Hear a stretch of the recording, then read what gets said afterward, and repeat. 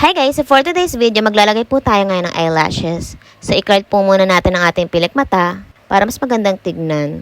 Hindi na nga guys. Pagkatapos i-curl, ay lagyan na po natin ito ng glue band. Ilagay po natin ito sa ating natural lashes and ilagay na po natin ito after na malagyan natin ng glue. So yan guys.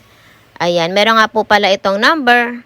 Ayan, merong 8, 9, 10, 11, 12, 13, 14. So ayan. Pwede mo siyang i-mix. And ayun. Ito nga po pala ay 20D and complete set na po siya.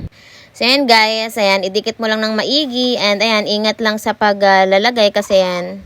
Medyo matuloy siya. Pag natusok yung mata. Nako. Sakit niyan be. So ayan. Natapos na po natin yung isa. And ito na po yung kabila. Ayan. Diba?